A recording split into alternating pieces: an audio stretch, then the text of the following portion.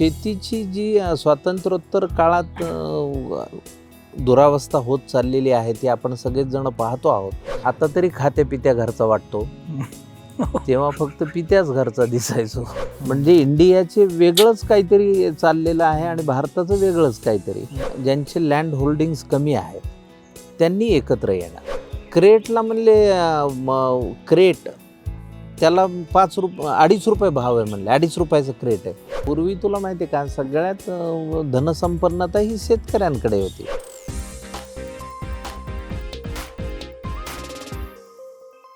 नमस्कार, मी सौमित्र बोटे. मित्र म्हणे लाईमलाईटमध्ये मी तुम्हा सगळ्यांचं स्वागत करतो. सध्या लाईमलाईटमध्ये असलेला सिनेमा आहे नवरदेव BSc ॲग्री. हा सिनेमा 26 जानेवारीला येतो आहे. या सिनेमाचा विषय काय आहे, हा सिनेमा काय सांगतो, याबद्दल आपल्याशी बोलण्यासाठी आज आपल्यासोबत आहेत मकरंद नासपुरे. मकरंद, मी तुझं खूप स्वागत करतो. सिनेमाचं नावच इंटरेस्टिंग आहे आणि सगळी गोष्ट त्यातनं कळती आहे की काय गोष्ट असू शकेल. बऱ्याच दिवसांनी असा सिनेमा आहे जो शेतीवर बेतलेला असणार आहे. असा सिनेमा स्वीकारलास तू, याच्या मागचं कारण काय आहे? एकतर ह्या विषयाशी खूप जवळीक आहे आधीपासूनच. म्हणजे मी ज्या ग्रामीण भागातनं आलो, बरेचसे नातेवाईक शेतीमधले आहेत माझे, आणि शेतीची जी स्वातंत्र्योत्तर काळात दुरावस्था होत चाललेली आहे ती आपण सगळेच जण पाहतो आहोत.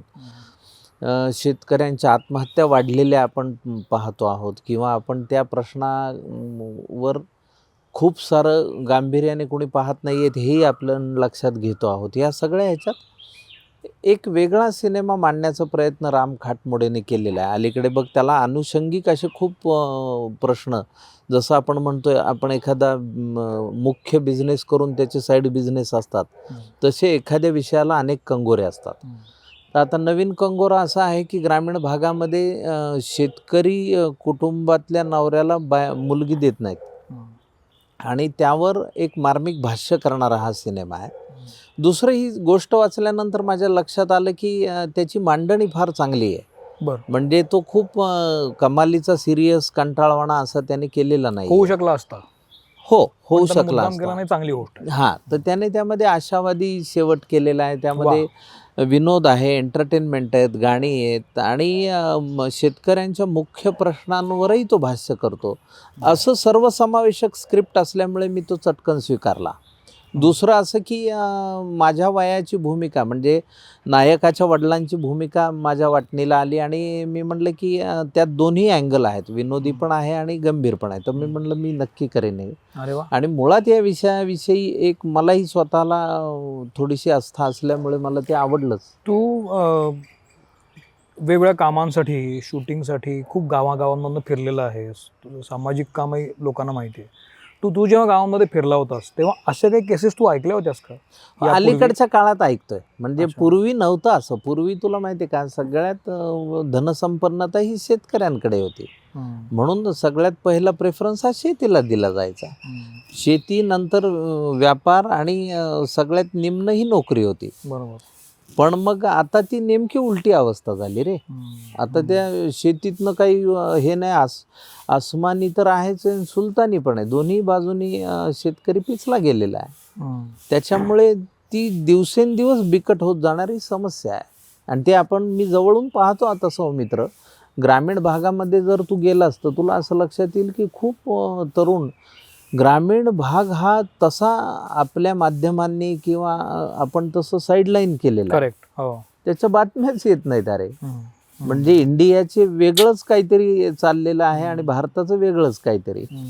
पण तिथे दिवसेंदिवस बिकट होत जाणाऱ्या समस्येकडे कुणाचं तसं लक्ष नाही आहे, आणि हे गंभीर लक्षण आहे. म्हणजे आता बघ, ते लग्न न होणारे तरुण आहेत, बेरोजगार तरुण आहेत. तिथं कुठल्याही प्रकारच्या फारशा डेव्हलपमेंटकडे, आता तिथला राजकारणी चांगला असेल तो त्यातल्या त्यात बरं काम करतो, पण सगळेच करतात असंही म्हणता येत नाही. त्यामुळे काही काही ठिकाणी अगदीच वाताहत आहे. बरं, ही समस्या आहे. आता नवीन समस्या काय, तर लग्नाला मुली न मिळणे हे तर झालंच, पण आता ऊस तोडणी कामगार क्षेत्रामध्ये गर्भाशयाच्या पिशव्या काढून टाकण्याचं प्रमाण वाढलंय. त्याच्यावर सिनेमा पण आला होता. ते पण खूप जटिल आहे, आणि हे खरं तर समाजासाठीचे गंभीर प्रश्न आहेत. आपण फारसे गंभीरपणे आता नाही पाहत आहेत त्याच्याकडे, कारण आपला तो विषय नसल्यामुळे. पण उद्या ह्याचं उग्र रूप होईल. या सिनेमामध्ये एक सब्जेक्ट दिसतोय की बाबा त्याला मुलगी मिळत नाही आहे आणि तो प्रयोगशील शेतकरी आहे, पण याला अनुषंगून जसं म्हणालास की खूप विषय येणार आहेत. म्हणजे मग शेतीला तो भाव न मिळणे किंवा डिमांड सप्लायची चेन बिघडणे, मधले अडते असतात तो इश्यू आहे. हे वर्षानुवर्ष आपण बघतोच आहे. म्हणजे याला काही अंत दिसत नाही आहे. उलट ते तू म्हणालास पण जटिलच होत चाललं. हो हो यातनं पर्याय काय दिसतो तुला? निसर्ग शेवटी सूत्र हातात घेतो असं मला वाटतं. आणि निसर्ग जेव्हा हातात घेईल त्यावेळी आपल्या हातात काही उरणार नाही. त्यावेळी आपण शांतपणे आपल्याला ते स्वीकारावं लागेल. कारण निसर्ग तुम्हाला खूप संधी देतो की तुम्ही सुधरा सुधरा असं करून.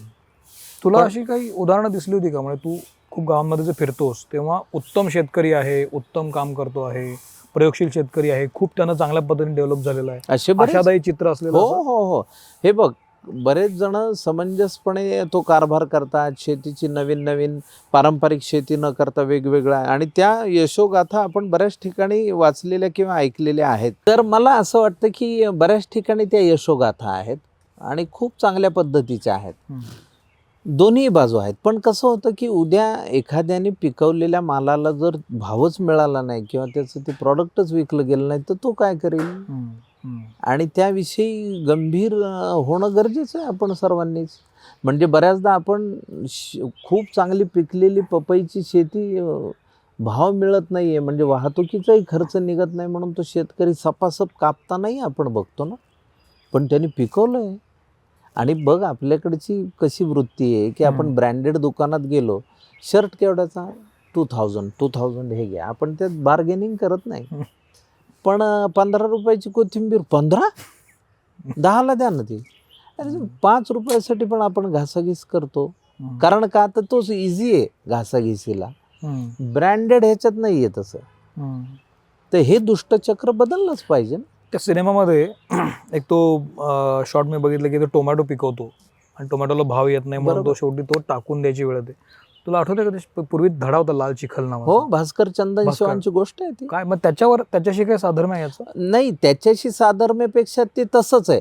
त्यामध्ये त्यांनी एका मुलाच्या पॉइंट ऑफ व्ह्यूने मांडलं होतं की ते बाजारात जाऊन तो भाव मिळेल आणि तो मग सगळं जो हे धडा होईल. मी शाळेत असताना होता आणि तो अजूनही माझ्या लक्षात आहे. हो, त्याला किती वर्ष झाली? हो. अजूनही परिस्थिती बदललेली नाही. किती बदललेली हॉरिबल आहे हे. अरे आम्ही ज्या दिवशी शूटिंग करत होतो ना त्या मार्केट यार्डात, तर ते सांगत होते क्रेटला म्हणले क्रेट त्याला 2.5 रुपये भाव आहे म्हणले. 2.5 रुपयाचं क्रेट आहे. बापरे. आता हे 2.5 रुपयाला तेवढा क्रेट म्हणल्यावर त्याचं कसं होणार? म्हणजे वाहतूक तरी निघेल का त्याची? म्हणजे आता तू गावाकडनं ते टोमॅटे आणले समजा, तू 100 किलो आणलेस आणि 100 किलोला तुला आता तिथे मार्केट यार्डात जर 50 पैसे किलो रेट मिळाला तर तुझे निघणार किती आहेत 100 किलोचे? पण तुला एक गाडी करावी लागते, त्या गाडीचा खर्च आहे ना, तो सुद्धा निघत नाही ना त्यातनं. मग ते लावणं, त्यांनी कष्ट घेतले, ते सगळं बाजूलाच राहिलं. वेन इट्स कम टू हा सिनेमा, म्हणजे हा सगळा विषय या सिनेमामध्ये आहे, पण हे ऐकून खूप नर्वसनेस येतो की काय चाललंय आपल्याकडे आणि हे कधी सुटणार आहे. पण जसं तू म्हणालास की हा सिनेमा तेवढा खूप सिरियस केलेला नाही आहे, त्याच्यामध्ये थोडंसं कॉमेडी पण आहे, त्याच्यात एंटरटेनिंग व्हॅल्यू त्याच्यामध्ये आहे. हो, तर या सिनेमाच्या स्क्रिप्टमधली बेस्ट गोष्ट काय आहे किंवा एखादा छान सीन कुठला आहे की जो तुला खूप आवडला, की खूप क्लेवरली लिहिला आहे किंवा खूप छान पद्धतीने हाताळला गेला, असं काय सांगशील का? मी तुला मांडणीविषयीच बोललो. म्हणजे ते नेमकं करायचं कुठे असतं ह्याचं भान दिग्दर्शकाला, लेखकाला पाहिजे. ते या दोघांना आहे, राम खाटमोडेला आणि ते विनोद वनवेला आहे. त्यांनी फार छान मांडलंय. म्हणजे मिश्किलीतनं ते सिरियस होतं, पुन्हा मिश्किलीकडे येतं, पुन्हा सिरियस, अशी एक छान रांगोळी त्यांनी काढलेली आहे. म्हणजे कुठेही खूप मोठा उपदेश आहे आणि खूप हे अशातला भाग नाही आहे. तर ते त्यांनी यथायोग्य पद्धतीनं तेवढं छान मांडलंय आणि ती रांगोळी चांगली झाली असं माझ्या लक्षात आलं. सगळ्यात महत्त्वाची गोष्ट की हा सिनेमा खरं तर ज्या लोकांपर्यंत गेला पाहिजे ना, तो फार महत्त्वाचा फॅक्टर आहे. म्हणजे जिथे खरं तर समस्या आहे त्यांना तो ट्रिगर केला पाहिजे, तिथपर्यंत ते पोचलं पाहिजे. इथं सिनेमा वितरणाचा मुद्दा, सिनेमा पोचण्याचा मुद्दा पुन्हा येतो. खरं तर हा सिनेमा गावागावात दाखवला गेला पाहिजे. हवा तर तंबूंमध्ये म्हणा, सभागृहांमध्ये म्हणा, तू जो मध्ये मुद्दा काढला होतास. या कुठल्या क्राऊडना सिनेमा आवर्जून पाहायला पाहिजे असं तुला वाटतं?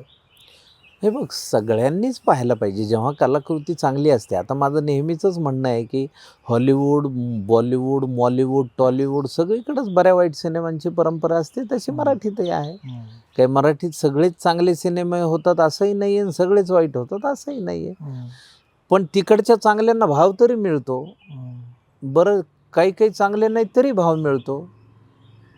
मी तोंडातली सिगरेट न पाडता एक माणूस 700 लोकांना मारतो. याला प्रचंड गर्दी करून बघतात.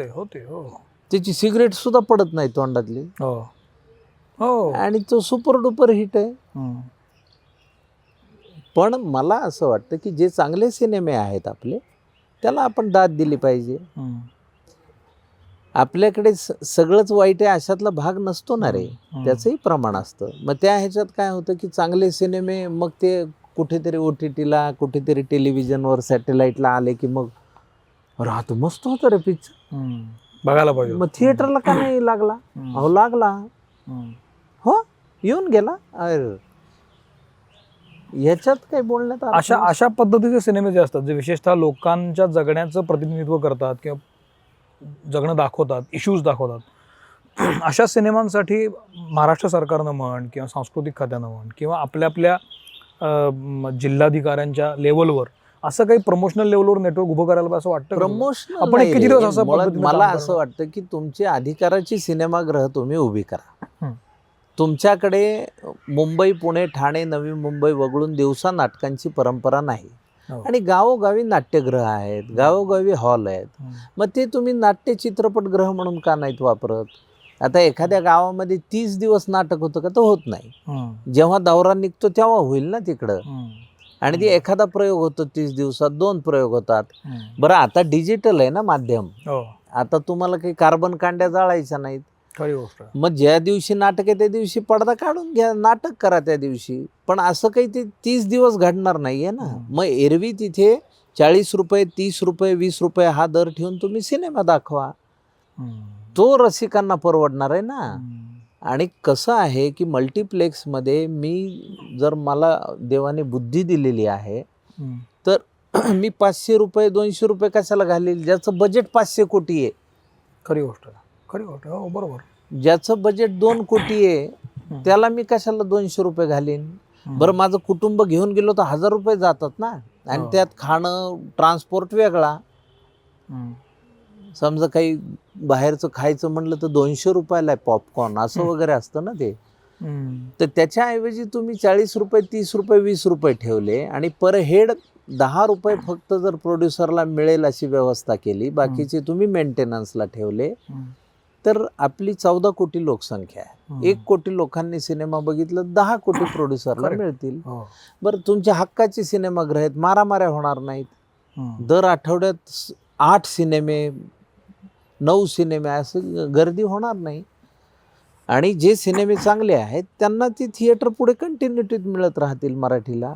आता काय होतं, बॉलिवूड, हॉलिवूड ह्यांची इतकी दादागिरी आहे की ते आले की तुम्ही चांगले चालत असले तरी बाजूला व्हा.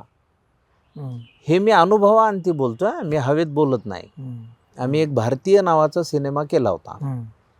9 ऑगस्टला तो रिलीज झाला होता.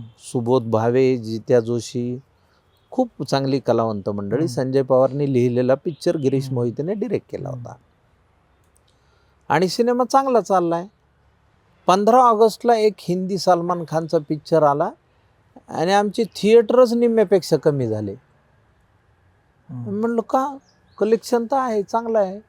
म्हणून मग आम्ही सगळे तिथे भांडायला, परत आम्ही आंदोलन आणि हे राजकीय पक्षांची मदत घेऊन, स्थानिक राजकीय पक्षांची, घडलं काही नाही. थिएटर वाढवून नाही मिळाले, काहीच झालं नाही. ते म्हणले आम्ही करतो, आम्ही देतो शो तुम्हाला. सिनेमाची अवस्था पण ज्या शेतीसारखी झाली आहे का आता? अर्थात तसंच आहे. मग तुम्ही जे मातब्बर आहे तो तिथे राहतो आणि तुम्ही त्याचं भांगार असलं तरी ते लादलं गेलंय ना, मग ते आवर्जून तिथं गर्दी. हमारा तो चल रहा है, पण तुम्हाला दिख रहा नाही ना. सिनेमाची अवस्था शेतीसारखी झाली आहे. तर नवरदेव अभिनेता असेल तरी पण हीच अवस्था असते का? नवरदेव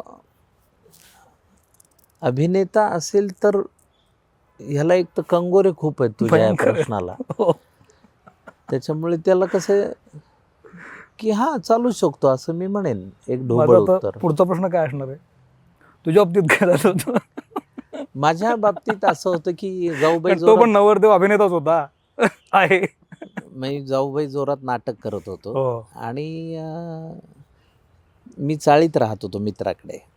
आणि तेव्हा असं होतं की संघर्षाचा काळ होता आणि मी बऱ्याचदा तीच ट्रॅक पॅन्ट घालून यायचो तेच. आणि ते 8 बायका आणि 8 मुली असलेलं नाटक होतं. खरी गोष्ट आहे. तर त्यात माझी सध्याची जी बायको आहे ती पण काम करत होती. आणि ती तिच्या मैत्रिणीकडे नेहमी बोलायची, हा किती नाही तेच घालून येतो ना, किती ना त्याला कसं ही कसं होतं हो? असं. हां, त्याला असं काही वाटत नाही का असं तसं. मग ती मैत्रिणी एक दिवस म्हणली, तुला असं नाही का वाटत, तू सारखंच त्याच्याविषयी बोलतेस, तर तू त्याच्या प्रेमात पडली आहेस का? त्यातून ते लव्ह हेट रिलेशन अशा सदरातनं ते झालेलं. Develop पण ते झालं. हां, मग ते जेव्हा ते आलं प्रपोजल तेव्हा मग मी, आणि तेव्हा आपल्याला कसं होतं रे की आपण मुळात आपल्याला लग्नासाठी कोणीतरी विचारतं ह्याच्यापेक्षा जास्त कौतुकाचं काय आई असू गं. शकेल. आणि आपण शहरात काहीच नाही आहे आपलं. आणि तेव्हा तर मी आता तरी खात्या-पित्या घरचा वाटतो. तेव्हा फक्त पित्याच घरचा दिसायचो. तर त्यामुळे तरी पण एका विश्वासाने हो. तिने आपल्यावर विश्वास ठेवला आणि मग हो. आमचं लग्न झाल्यानंतर आता सासूरवाडीच्यांना पटलं की नाही, म्हणजे अभिनेता नवरा असला तरी इतकं काही वाईट नसतं. नाही, म्हणजे परिस्थिती तशीच होती ना, म्हणजे आणि तू अर्थात. तर ज्या कंडिशनमधनं आलास आणि ज्या स्ट्रगलमधनं आलास सगळ्यांना माहिती आहे. बोलता बोलता विषय निघाला म्हणून मी विचारलं. पण मुद्दा हा आहे की शेवटी तुमच्यामध्ये स्ट्रगल करण्याचं स्पिरिट आणि काळाबरोबर जुळून घेण्याचं एक तंत्र पाहिजे. मग ती शेती असू दे किंवा ते आणि तुम्हाला कुठलंही field सतत असू दे. सिद्ध करता आलं पाहिजे. काय होतं, कालची पाटी तुला आज पुसता आली पाहिजे. कालची यशस्वी आहे की अयशस्वी हा मुद्दाच दुय्यम उरत आहे. नाही. खूप तुम्ही यशस्वी असाल तरी पाटी पुसून दुसऱ्या दिवशी बसा. तर मग काय होतं, मग तुमचे लाँग रनचे शक्यता वाढते. तुम्ही जर त्याच्यातच अडकून बसला तर मग ते अवघड होतं, कुठलंही क्षेत्र असो. याच्यामध्ये आता BSc ॲग्री सारखा विषय आहे, नवरदेव आहे, अशी खूप मंडळी आता नवे नवे प्रयोग करतायत, शेती करतायत, ॲग्रिकल्चरला ॲडमिशन घेतात. काळाबरोबर जुळून घेणं एक महत्त्वाचं असतं आणि अर्थात. विशेषतः शेतीमध्ये तुम्हाला उद्यावर लक्ष ठेवायला लागतं की बरोबर. पुढचं डिमांड काय असणार आहे. तर यांना तू काय सांगशील, कारण तुझा लोकसंचय खूप मोठा आहे, अभ्यास खूप मोठा आहे, वाचन दांडगं आहे. तर विशेषतः ही जी मंडळी आहेत शेती करणारी आणि शेतीशी संबंधित सगळं काम करणारी, यांना तू काय सांगशील, काय अप्रोच ठेवून काम करणं फार आवश्यक आहे? एकतर मुळात त्यांनी एकत्र येणं ही खूप महत्त्वाची गोष्ट ठरेल त्यांच्यासाठी. कारण ज्यांचे लँड होल्डिंग्स कमी आहेत त्यांनी एकत्र येणं. बरं. की आता बघ, माझं असं वैयक्तिक मत आहे, ज्याची 2 एकर शेती आहे त्याला वैयक्तिक ट्रॅक्टर कशाला पाहिजे? बरं, ट्रॅक्टरची जाहिरात करताना ते आयडियलीच करणार की 1 लाखाची सबसिडी मिळते, 1 लाख. पण त्या 1 लाखासाठी तुम्ही 5 लाखाचं लोन घेणार आणि तुम्हाला 2 एकरासाठी कशाला पाहिजे? मग तुम्ही 5 शेतकरी एकत्र आलात तर 10 एकर शेती होते. तुम्हाला ते 5 लाख डिवाइड करून होतात. तेच तुम्ही 20 जणांमध्ये केलं तर तुमचं अजून अमाऊंट डिवाइड होतं आणि तो तेवढ्या कामापुरताच लागणार आहे ना. बरं, तुम्हाला वेगळे मजूर मिळत नाही, पण तुम्ही 20 जण एकत्र असाल तर तुमच्या 20 एकर 20 दुने 40 एकर शेतीसाठी 20 जण आहेत ना. आणि बरोबर. प्लस घरातली काही मंडळी असतील तर 40ला 40 माणसं आहेत. तुम्ही एकमेकांची मदत करू शकता. दुसरं, आपल्याला लहानपणीपासून ती गोष्ट माहिती आहे ना, एक लाकूड तुटतं कुटकन पण मोळी नाही तुटत. मग मोळीचं महत्त्व लक्षात घेऊन सगळ्यांनी एकत्र येणं ना. आपल्या उपयोगाचं कोण बोलतोय त्याला फक्त फॉलो करा, बाकीच्यांना नका करू. बाकीचे शेंगा झोडे लांबच ठेवायचे. पण तुम्ही जे आपल्या कामाचं बोलतायत, जे प्रॅक्टिकली बोलतायत, हवामान असं झालं ते हे होईल, असं झालं ते हे होईल, ह्यातला कोण अभ्यासू माणूस आहे? हां, त्याची ऐकण्यासाठी 4 वेळ घालू आणि एकत्रित मिळून ठरवा. म्हणजे मग काय होतं की नुकसान जरी झालं तरी सगळेजण एकत्र आहेत, ते मॉरल सपोर्ट एकमेकांना करतील. मी एकटा पडलो ही भावना डेंजर असते. नाही. हो, खरी गोष्ट आहे. ती तुम्हाला एकत्रितपणे उभं राहता मृत्यूकडे ती भावना जास्त नेते की मी एकटा पडलो. इव्हन हॉस्पिटलमधला पेशंट सुद्धा तो कदाचित बरा होऊ शकत असतो, पण कोणी भेटायला आलं नाही तर त्याला वाटतं मग जगून तरी काय आहे. नाही, हा खूप महत्त्वाचा फॅक्टर मला वाटतो. आणि या निमित्तानं एक सिम्पल सोल्युशन आहे की एकत्र येऊन काम करता येईल आणि एक तेवढे मेंदू एकत्र येतात. आणि आपणच हां, शेतकरी आपल्या फायद्या तोट्याचं आपणच बघायचं, दुसऱ्या ह्याला फार हे नाही करायचं आणि आपले डोके नाही चालवायचे. आपण 20 जण मिळून एक तज्ज्ञ शोधू, त्याला विचारू बा आमच्या मातीचा पोत असा आहे, आमची सगळ्यांची अशी आहे, आम्ही काय लागवड केली पाहिजे यंदा, आम्हाला काही अंदाज येत नाहीये. येत असेल तर एक मताने करा, नसेल येत तर तज्ज्ञाला विचारा, तो तुम्हाला 4 चांगल्या गोष्टी सांगेल, ह्याला पर्याय काय आहेत. बरं, तुम्ही सगळेजण एकत्र असलात की पर्याय पण निघतात, कारण तेवढ्या आयडियांची देवाणघेवाण होते. अरे हे असंही करता येईल, हे असंही करता येईल. आणि शेवटी गरज ही शोधाची जननी असते खरी ना. गोष्ट आहे. हो. त्यामुळे मला हा फार महत्त्वाचा फॅक्टर वाटतो. हा सिनेमा येतो या निमित्तानं हे विषय बोलले जातात, हे मला खूप महत्त्वाचं वाटतं. आणि अर्थात शेती आणि शेतमाल हे आपल्या रोजच्या जगण्याचे घटक आहेत, कारण त्यासाठीच तर सगळं चाललं आहे, पोटासाठी. त्यामुळे असा विषय घेऊन जर एखादा सिनेमा येत असेल तर आपण जरूर पाहायला पाहिजे असं मला वाटतं. 26 जानेवारीला नवरदेव BSc ॲग्री हा सिनेमा थिएटरमध्ये येतो आहे. तो आपण आवर्जून पाहायला पाहिजे. खूप महत्त्वाचे छान छान कलाकार आहेत. मकरंद अनासपुरे आहेत, किंवा क्षितिश आहे, प्रियदर्शनी आहे आणि इतर अनेक कलाकार आहेत. प्रवीण तरडे पण आहेत. ऑलरेडी त्याचं टीझर यूट्यूबवर आहे, ट्रेलर पण येईलच. तर हा सिनेमा जरूर पहा आणि विचार करा की आपण एकत्र येऊ शकतो का. आणि सगळ्यात महत्त्वाचं, या सिनेमा आवर्जून पाहण्याचं अपील यासाठी की नातवाला मांडीवर घेऊन आजोबांनी पाहण्यासारखा सिनेमा आहे. किती थोडक्यात छान. सहकुटुंब, सहपरिवार. अलीकडच्या काळात तो एक प्रश्न महत्त्वाचा झालेला आहे. आम्ही कसं कुटुंबाने कुटुंबाने मित्रपरिवारासह बघण्यासारखा सिनेमा. वा, या सिनेमातून एक जरी आयडिया जनरेट झाली अशा ग्रुप्समध्ये तर त्याचं यश असं मला वाटतं. तू आवर्जून इथं आलास लाईमलाईटमध्ये आणि थोडंसं बोललास, मला खूप बरं वाटलं. तुला खूप शुभेच्छा सिनेमाला आणि आपण भेटत राहू, बोलत राहू. मित्र म्हणे लाईमलाईटमध्ये मी इथं थांबतो. एपिसोड कसा वाटला मला जरूर सांगा. सोशल मीडियावर मी आहे, लाईमलाईटचं पेज आहे आणि प्रतिक्रिया कळवा. सिनेमा पहा आणि आवडला तर प्रमोट करा तो सिनेमा, कारण चांगल्या गोष्टी प्रमोट झाल्या पाहिजेत असं माझं मत आहे. Thank you very much. भेटत राहू. थँक्यू मग.